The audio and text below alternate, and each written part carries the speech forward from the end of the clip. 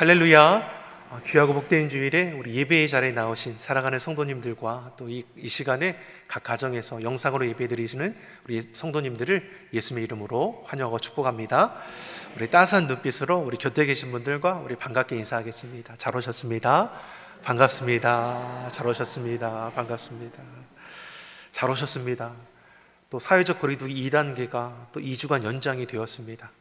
아유, 빨리 이게 좀 떨어져야 하는데 생각만큼 확진자 수가 이제 계속 이제 500명에 육박하게 되는 것을 우리가 보게 될 때 아직은 조금 더 우리가 좀 조심해야 하는구나.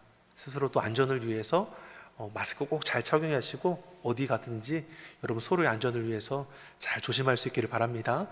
그럼에도 우리가 또 이 주의를 기억하여 성전에 나와서 예배드리시고 또 삶의 자리에서 예배로 접해 나아가시는 온 성도님들에게 하나님께서 갑절의 은혜를 부어주실 뿐만 아니라 이 사순절기에 고난주간에 더 큰 은혜로 우리 삶을 세워주심을 믿습니다. 내일부터 고난주간 새벽 기도회가 금요일까지 5일간 우리가 드려지게 됩니다. 각자 있는 곳에서 성전에서도 또 가정에서도 여러분 새벽을 깨워 꼭 기도하시기 바랍니다. 특히 성금요일만큼은 여러분 그날만큼은 중식을 좀 금식하시면서 예수님의 그 고난에 우리가 은혜를 더욱더 묵상해 볼 수 있기를 바랍니다. 우리 자녀들은 이제 성장기에 있으니까 함께 금식하는 게 어렵잖아요. 그러니까 요즘은 우리 자녀들에게는 미디어 금식이라는 표현을 쓰더라고요. 미디어 세상에 살아가는 우리 자녀들이 딱 그 시간만큼은 우리 다 미디어를 차단하고 조금은 더 경건하게 보낼 수 있도록 여러분도 그 주간이 2주간을 그렇게 보내봤으면 좋겠습니다. 아멘이십니까? 그래서 우리가 고난주간을 지나서 부활의 영광이 참여하는 것처럼 코로나19도 이 어림의 때가 지나가서 하나님의 영광 가운데 기쁨으로 나아갈 줄 믿습니다. 그때를 기대하며 오늘도 주의 말씀과 기도로 우리가 세워가기를 간절히 축복합니다. 우리 그 마음으로 우리 다시 한번 옆에 계신 분들을 우리 이렇게 축복하겠습니다. 하나님께서 지키시고 도우십니다. 하나님께서 지키시고 도우십니다. 아멘. 사도 바울은 에베소 교회의 서신을 통해서 저들의 신앙을 권면하는 것을 볼 수 있습니다. 너희가 어떤 자들인지 아느냐? 예수님 믿어 구원받음으로 놀라운 축복을 받은 자인 거라는 거죠. 하나님의 자녀가 되었습니다. 아멘이십니까? 여러분, 이런 놀라운 축복을 우리가 어디서 고백할 수 있습니까? 하나님 아버지, 천지를 지으신 전능하신 분이 우리 아버지가 되십니다. 그리고 우리가 주님 안에서 우리의 죄가 다 속죄함을 받았습니다. 허물과 죄로 죽었던 우리가 아니라 그리스도 안에서 하나님의 자녀가 되는 권세를 얻게 되었습니다. 그러니까 우리는 어떤 사람입니까? 누구도 나를 정죄할 자가 없습니다. 비난하고 판단할 자가 없습니다. 서로 사랑으로 섬겨야 할 대상이 되는 것이고 화목해야 할 자라고 우리 오늘 본문의 말씀은 우리에게 말씀을 주고 있습니다. 그리고 우리가 어떠한 복을 받았습니까? 성령님이 우리와 함께 하십니다.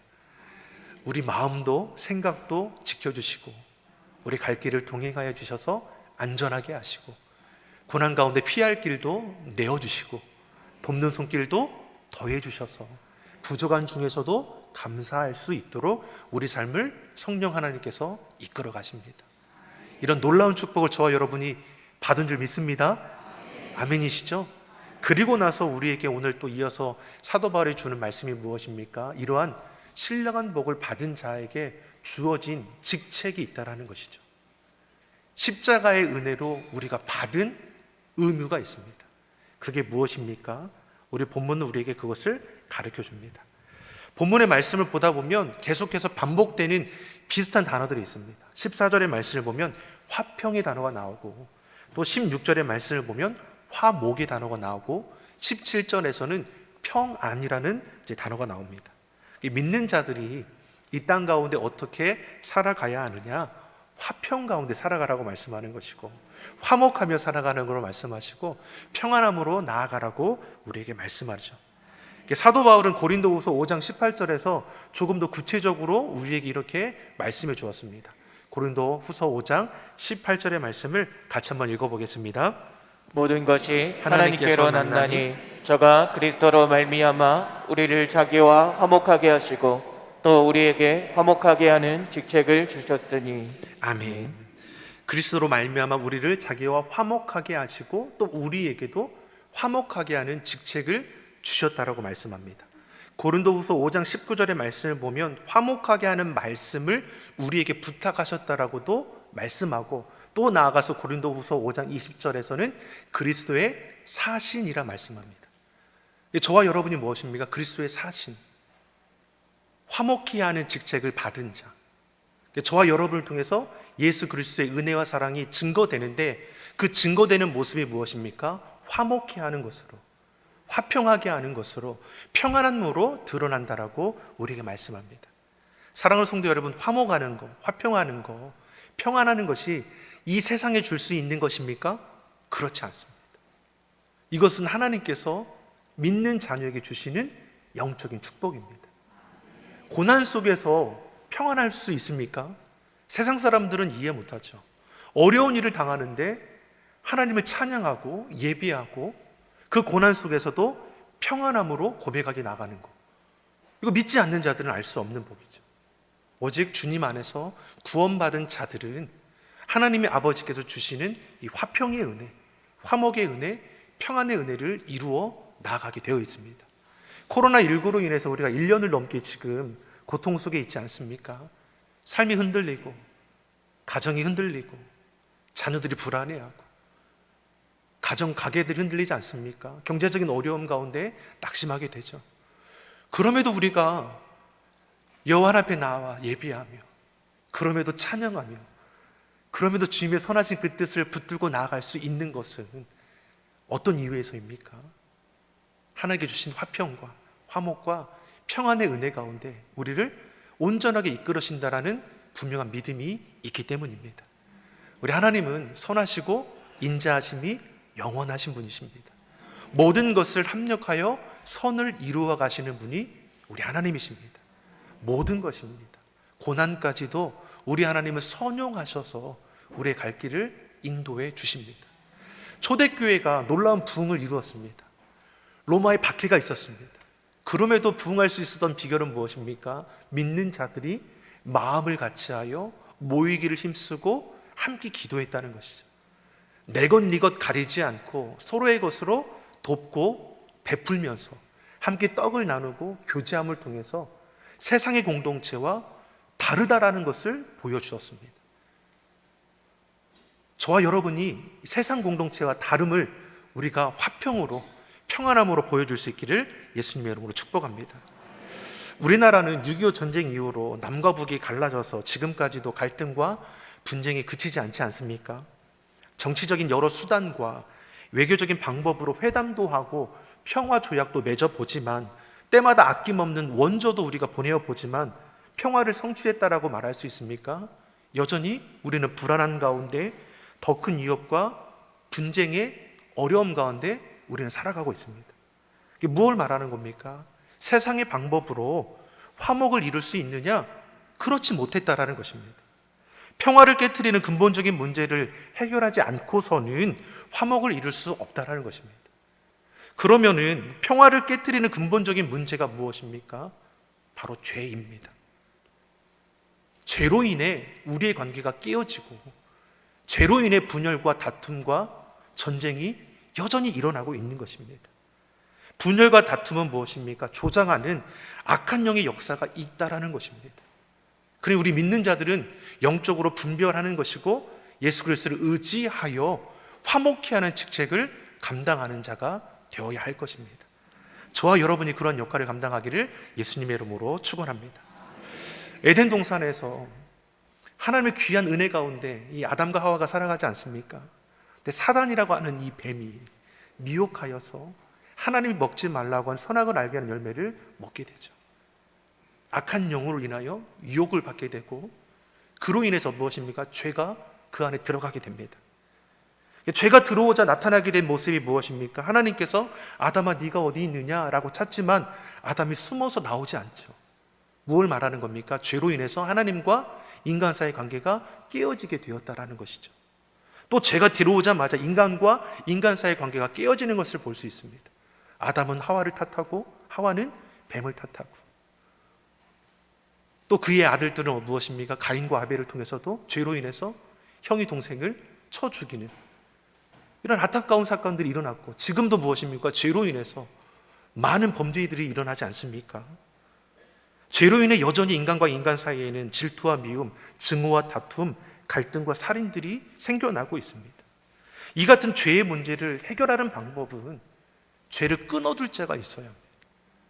이를 위해서 예수님께서 육신을 입고 이 땅 가운데 오신 것입니다.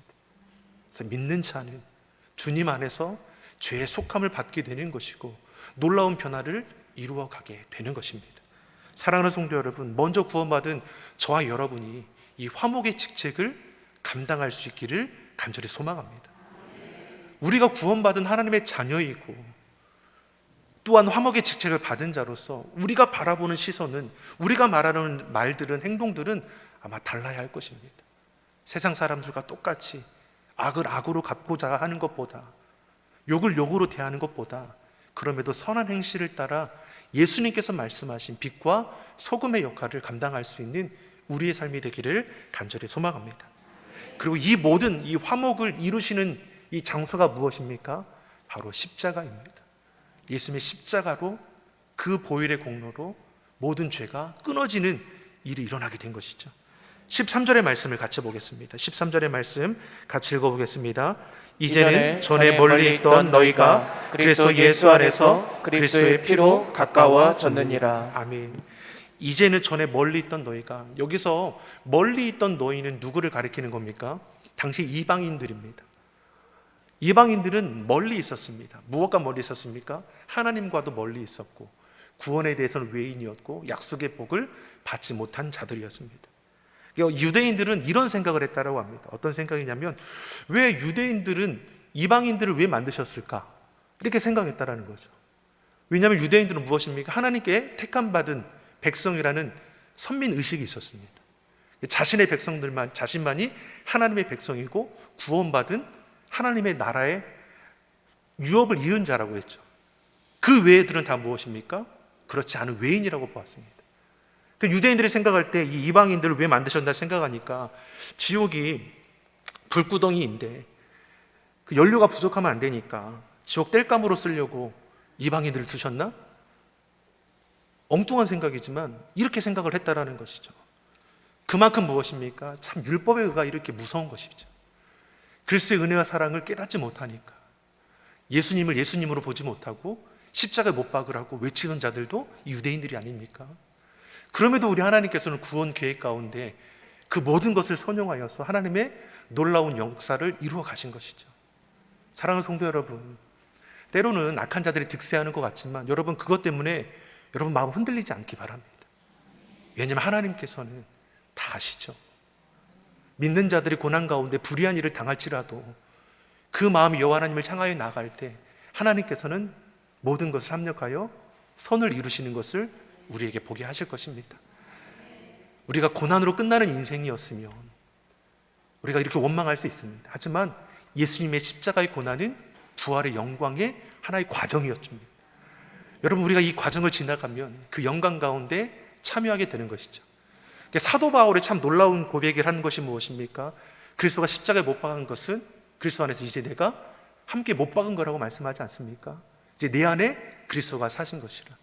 예수님께서 십자가에 당하신 고난은 내가 당하는 고난이고, 예수님께서 십자가에 죽으신 고난, 죽은 죽음은 내가 당하는 죽음이고, 예수님의 부활의 영광은 나의 영광이라고. 이렇게 영적인 그런 온전한 고백이 우리 안에도 일어나기를 간절히 소망합니다. 십자가를 통해서 모든 그 막힌 담이 허물어지고 깨어진 관계가 연결되는 것을 우리에게 말씀하는 것입니다. 16절의 말씀을 같이 보겠습니다. 16절의 말씀 같이 읽어보겠습니다. 또 십자가로 이 둘을 한 몸으로 하나님과 화목하게 하려 하심이라. 원수된 것을 십자가로 소멸하시고. 자, 원수된 것을 십자가로 소멸하시고, 이 둘이 한 몸을 이루게 됩니다. 유대인과 이방인들이 한 몸을 이룬다? 말도 안 되는 것이죠. 그런데 십자가의 은혜로 한 몸 이룰 수 있도록 하나님께서 역사하신 것입니다. 주님 안에서 서로 판단하고 정죄하고 재단하던 이들의 관계가 깨어지게 되어 있습니다. 14절 15절도 우리에게 같은 말씀을 하고 있습니다. 14절 15절 같이 읽어보겠습니다. 그는 우리의 화평이신지라 둘로 하나를 만드사 중간에 막힌 담을 허시고 원수된 것 곧 의문에 속한 계명의 율법을 자기 육체로 폐하셨으니 이는 이 둘로 자기 안에서 한 세 사람을 지어 화평하게 하신 하시고. 것이라. 아멘. 예수님께서 이 땅에 오신 목적은 구원하기 위해서입니다. 그러나 더 중요한 목적이 무엇입니까? 구원받은 사람과 사람이 그리스도 안에서 한 지체됨으로 인해서 인간과 인간 사이를 막고 있는 모든 담과 허물들을 허물어 버리셨다는 것이죠. 바로 십자가의 은혜 가운데 우리의 막혀있던 모든 담들이 허물어지게 되었습니다. 그들이 이방인일지라도 그리스도 예수 안에 들어오기만 하면 하나님의 거룩한 백성이 될 수 있는 것입니다. 사도 바울은 예수님을 만난 후에 다음과 같이 고백하지 않습니까? 고린도전서 2장 2절의 말씀을 같이 한번 읽어보겠습니다. 내가 너희 중에서 예수 그리스도의 십자가에 못 박힌 것 외에는 아무것도 알지 아니하기로 작정하였습니다. 아멘. 우리가 사도 바울을 볼 때 참 도전받는 게 무엇입니까? 핍박자 아닙니까? 믿는 자들을 옥에 가두던 자들, 예수님을 부정하던 자들입니다. 그런데 그가 부활하신 예수님을 빛 가운데 만나게 되었을 때 그 삶이 송두리째 바뀌게 되었다라는 것, 하나님께서 하신 일이시죠. 그러니까 이들을 이방인을 구원할 자로, 주의 복음을 전할 자로 삼아주시고 사도 바울을 통해서 많은 영혼들이 구원받게 되는 겁니다. 에베소 교회도, 에베소 지역도 마찬가지 아닙니까? 그가 3년을 머물면서 저들을 향해서 주의 복음을 전하고 한 영혼을 양육하고 주의 몸된 교회를 세워서 저들이 연합할 수 있도록 하나님의 일들을 이루어가는 것을 볼 수 있죠. 그리고 지금 감옥에 갇혀 있음에도 불구하고 여전히 에베소 교회를 향한 그 마음이 간절합니다. 저들의 신앙이 흔들리지 않을 수 있도록, 영적인 축복을 잃어버리지 않을 수 있도록 화목히 하는 직책을 받은 자로서 구원받은 자신들이 구원받지 못한 자들에게 주의 복음을 전하고 또 함께 주의 몸된 교회에 참여할 수 있도록 그렇게 힘쓰는 자가 되라고 권면하는 것을 볼 수 있습니다. 사도 바울이 자랑이 무엇입니까? 예수 십자가 아닙니까? 여러분, 우리의 자랑은 무엇입니까? 예수님이 되기를 간절히 소망합니다. 여러분, 이 시대는 어떻습니까? 서로 차별하는 시대 아닙니까? 서로 판단하고 구별해 놓는 것이 아닙니까? 많이 배운 사람은 못 배운 사람에 대해서 안 그렇다라고 하지만 은연중에 무엇입니까? 자신이 더 낮게 여기는 마음이 있지 않습니까? 많이 가진 사람은 적게 가진 사람에 대해서 그런 마음들이 은연중에 우리들 안에 있을 수 있다라는 것이죠. 높은 지위에 있는 사람과 낮은 지위에 있는 사람들, 은연중에 다 구분짓고 살아가고 있는 이 시대입니다. 차별하고 편견을 가지고, 하지만 주님 안에서 이 모든 것들은 다 깨어졌다라고 말씀합니다. 이방인과 유대인들도 연합할 수 없을 것 같은 자들도 주의 그리스도의 십자가의 은혜 가운데 합하여졌다라고 말씀합니다. 그러니까 무엇도 어떻습니까? 갈라놓을 수 있는 것이 없다라는 것입니다. 미워하는 마음도, 원망하는 마음도, 심지어 원수된 자까지도 그리스도 예수 안에서 용서하고 용납할 수 있게 된다는 것이죠. 아멘입니까? 이게 우리 힘으로 가능한 것입니까? 미워하는 마음을 우리가 다스릴 수 있습니까? 원망하는 마음을 우리가 다스릴 수 있습니까? 늘 볼 때마다 여기서 불덩이가 일어나는데 우리가 어떻게 그것을 내 힘으로 할 수 없습니까? 주의 은혜로 가능하다고 말씀하는 것이죠. 사랑하는 성도 여러분, 우리 고난 주간에 여러분 미워하는 대상이 있습니까? 보기만 해도 이 마음이 불쾌해 하는 사람이 있습니까? 여러분, 그분들을 위해서도 기도할 수 있게 간절히 소망합니다. 미움의 마음, 원망의 마음, 다툼의 마음, 이 모든 것들이 주님 안에서 씻겨갈 수 있도록, 그래서 예수님의 그 부활하신 그 은혜가 우리 10년 가운데서 흘러갈 수 있도록 그런 은혜를 누리고 나가기를 간절히 축복합니다. 화목하게 하는 자를 통해서 하나님께서 주시는 열매가 있습니다. 첫 번째 열매가 무엇이냐면 평안입니다. 17절의 말씀을 같이 보겠습니다. 17절의 말씀 같이 읽어보겠습니다. 또 오셔서 먼 데 있는 너희에게 평안을 전하고 가까운 데 있는 자들에게 평안을 전하셨으니. 아멘. 예수님의 십자가를 통해서 우리에게 주신 것이 무엇입니까? 평안입니다. 주님의 사랑이 우리 가운데 충만하니까 우리 마음이 평안합니다.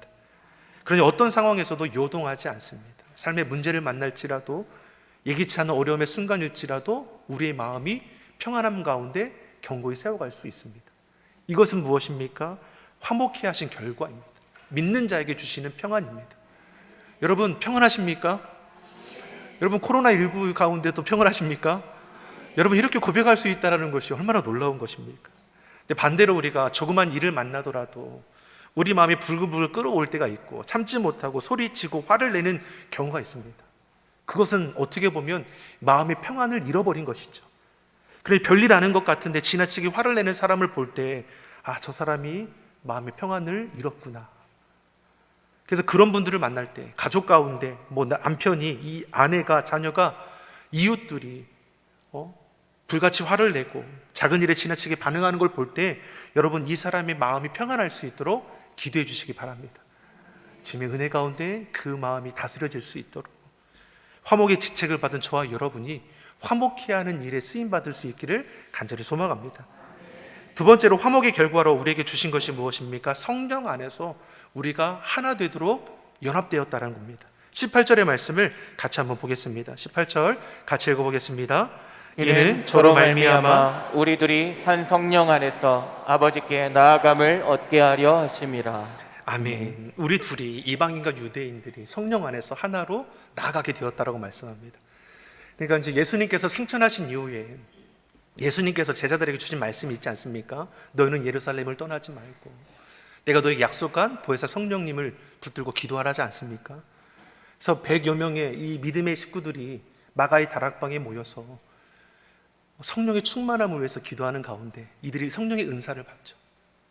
근데 유대인들에게만 성령의 은혜가 임했습니까?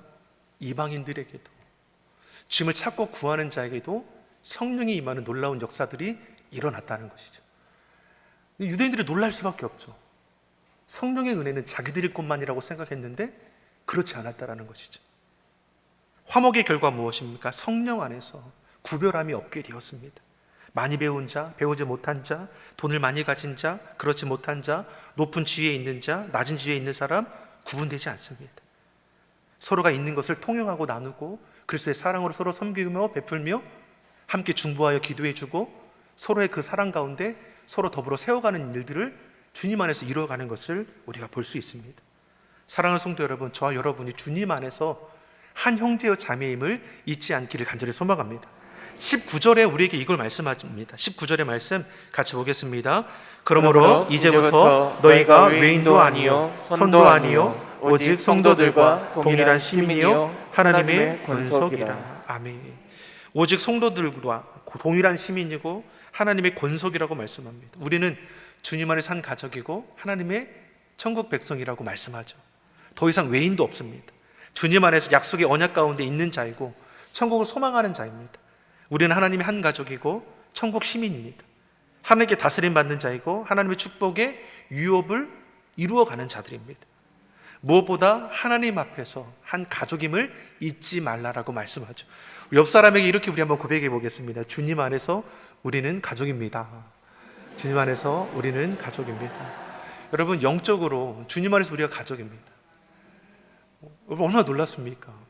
이런 은혜를 어디서 우리가 누리고 살아갈 수 있습니까? 그리스도 예수 안에서 화목하게 하신 주신 우리의 귀한 선물임을 우리가 잊지 않기를 바랍니다. 그리고 무엇보다도 하나님께서 우리로 화목하게 하심으로써 허락하신 것이 바로 교회입니다. 20절, 21절 두 절의 말씀을 같이 읽어보겠습니다. 너희는 사도들과 선지자들의 터 위에 세우심을 입은 자라. 그리스도 예수께서 친히 모퉁이 돌이 되셨느니라. 그의 안에서 건물마다 서로 연결하여 주 안에서 성전이 되어가고. 아멘. 예수님 믿어서 하나님의 자녀가 되는 순간에 사도들과 선지자들의 터 위에 세우심을 입은 자가 되었다라고 말씀합니다. 그러니까 어떻습니까? 아브라함이 우리의 믿음의 조상이 되는 것이고 사도 바울이 믿음의 선진이라고 우리가 고백할 수 있습니다. 예수님께서 친히 우리의 모퉁이 돌이 되셨다라고 말씀합니다. 모퉁이 돌이 무엇입니까? 주춧돌입니다. 예수님이 교회의 모퉁이 돌이라는 말은 예수님이 교회의 주춧돌이 되신다는 것이죠. 교회의 기초가 누구입니까? 예수님입니다. 주춧돌을 뽑아내면 건물이 무너지게 되는 것처럼 교회에서 예수님을 뽑아내면 교회가 아니게 되는 것이죠. 우리 교회는 예수님이 주인 되시는 교회임을 믿습니다. 하지만 그렇지 않은 교회들이 이 시대에 있지 않습니까? 이단들도 버젓이 교회라고 간판을 걸고 있습니다. 믿는 자들을 미혹하고 현혹하지 않습니까? 여러분, 영적으로 꼭 분별하기를 예수님의 이름으로 소망합니다. 그곳에는 예수 그리스도가 없습니다. 똑같은 것 같지만 참되나 그리스도의 은혜와 사랑이 그곳에는 없습니다. 제가 예전에도 이런 예화를 들어봤는데, 이 납골당에 가보신 분들은 아마 아실 것입니다. 그곳에서는 이제 시들지 않는 조화로 잘 이제 꾸며놓지 않습니까? 언제는 이제 납골당에서 이제 예배를 드리게 되는데, 그 예배 드리는 가운데 이 조화 주변에 벌 한 마리가 날아다니는 겁니다. 벌이 볼 때는 무엇입니까? 조화이지만 진짜 꽃처럼 보이는 거죠. 사람의 눈도 그런데 이 벌의 눈도 그랬던 겁니다. 조화 주변을 맴돌다가 이 벌이 조화 속으로 쏙 들어갑니다. 제가 예배를 집례하는 가운데 자꾸만 이렇게 서성이는 게 눈에 보이니까 하면서도 이렇게 보게 되더라고요. 들어가더니 한참 있다가 그 벌이 나옵니다. 자, 조화 속에 왜 들어갑니까? 진짜 꿀인 줄 알고, 진짜 꽃인 줄 알고 꿀을 따먹으러 들어가죠. 근데 얼마 지나자 다시 나옵니다. 이상한 거죠. 꽃인데 꿀이 없으니까. 또 다른 곳에 들어가서 또 들어가지만 또 아무런 얻을 수 있는 게 없으니까 또 나와서 이내 뺑뺑 돌다가 다른 데로 날아가 버립니다. 가짜인데 진짜처럼 보이니까 이 벌도 속았죠. 그러나 이날 깨닫게 됩니다. 가짜일 뿐입니다. 생명이 없는 가짜입니다. 진짜처럼 흉내내지만 아무런 향도 없고 더더욱 꿀도 결실도 없습니다. 이단들이 그러합니다. 가짜입니다. 진짜라고 현혹하지만 향도 없고 꿀도 없습니다. 그곳에는 예수님도 없습니다. 그곳은 교회가 아닙니다. 교회는 예수님이 주줄돌이 되는 교회이고 예수님이 교회의 중심이 되는 곳입니다. 예수님이 교회의 머리가 되시는 교회, 예수님의 이름이 증거되는 교회, 예수님을 닮아가는 교회가 참 교회입니다. 여러분, 시온성교회, 여러분의 교회를 위해서 기도해 주시기 바랍니다. 주님의 주인 되는 교회, 헛된 것들이 미혹되지 않는 교회, 주의 말씀만이 선포되는 하나님의 교회가 될 수 있도록 계속해서 기회해 주시기를 간절히 소망합니다. 무엇보다 오늘 성경은 교회가 단순히 건물을 뜻하는 것이 아님을 우리에게 말씀합니다. 예수님이 모퉁이 돌이 되시고 그 안에서 건물마다 서로 연결된다라고 우리에게 말씀했습니다. 여기서 건물이 무엇입니까? 예수님 믿는 한 사람 한 사람을 뜻하는 것입니다. 모퉁이 돌이 되신 주님 안에서 너와 내가 연결되어서 무엇이 되는 것입니까? 성전이 되어가는 것입니다. 너와 내가 예수 그리스도의 십자가를 통해 화목의 관계를 회복하고 서로 연결되어 주님의 몸된 교회를 이루어 간다라고 말씀합니다. 다른 말로 우리가 성전이라는 것이죠. 사도 바울이 고린도전서 6장 19절에서 이것을 우리에게 말씀합니다. 우리 같이 한번 고린도전서 6장 19절의 말씀을 읽어보겠습니다. 너희 몸은 너희가 하나님께로부터 받은 바 너희 가운데 계신 성령의 전인 줄을 알지 못하느냐? 너희는 너희의 것이 아니니라. 아멘. 우리가 믿음으로 예수님을 구원주로 영접하게 될 때 우리 안에 무엇입니까? 영광스러운 하나님의 성령이 거하게 되죠. 그리고 우리 몸을 거룩한 성전이라 말씀합니다. 저와 여러분은 무엇입니까? 작은 성전이라는 것이죠. 작은 성전된 한 사람 한 사람이 연결되어서 주 안에서 큰 성전, 교회를 이루게 되는 것이고, 그러기에 우리 안에는 무엇입니까? 시기하고 다툼하고 미워하는 이런 마음들은 다 내려놓을 수 있게 되는 것입니다. 각자가 서로 연결되어서 교회를 이루는데 서로에 대한 시기와 다툼과 질투가 아니라 주의 은혜와 사랑으로 맺어지는 영적인 관계가 되는 것입니다. 사랑하는 성도 여러분, 우리 마지막 22절에 우리에게 뭘 말씀합니까? 22절의 말씀을 같이 읽어보겠습니다. 너희도 성령 안에서 하나님의 거하실 처소가 되기 위하여 예수 안에서 함께 지어져 가느니라. 아멘. 저와 여러분은 함께 지어져 간다 말씀합니다. 함께 지어져 간다는 것은 무엇입니까? 성장해 간다는 것이죠. 그리스도의 장성한 분량에까지 저와 여러분의 자람을 통해서 우리가 작은 예수가 되어 화목하게 하는 직책을 능히 감당하게 되는 것입니다. 사랑하는 성도 여러분, 저와 여러분이 작은 성전이요 예수 그리스도의 화목을 이루는 직책을 맡은 자임을 결코 잊지 않기를 간절히 바랍니다. 내 힘으로 감당하는 것이 아니라 십자가에 죽으신 예수 그리스도의 그 은혜로 우리가 능히 이 땅 가운데 감당하여 나아갈 수 있을 것입니다. 사랑하는 성도 여러분, 이 한 주간 예수 그리스도의 그 십자가의 은혜를 깊이 묵상하면서 부활의 영광에 참여할 수 있기를 간절히 소망합니다. 기도하겠습니다. 사랑의 하나님 아버지, 화목의 주로 오셔서 십자가의 은혜로 화목케 하여 주심을 감사합니다. 우리로 이 땅에서 구별된 하나님의 자녀로 살게 하시고 무엇보다 화목하게 하시는 직책을 등이 감당하게 하여 주시옵소서. 먼저 구원받은 우리를 통해 깨어진 관계가 회복되게 하시고 막힌 담이 허물어지게 하시고 화평과 화목과 평안을 이루어가는 거룩한 도구로 쓰임되게 하여 주시옵소서. 감사드리며 예수님의 이름으로 기도드립니다. 아멘.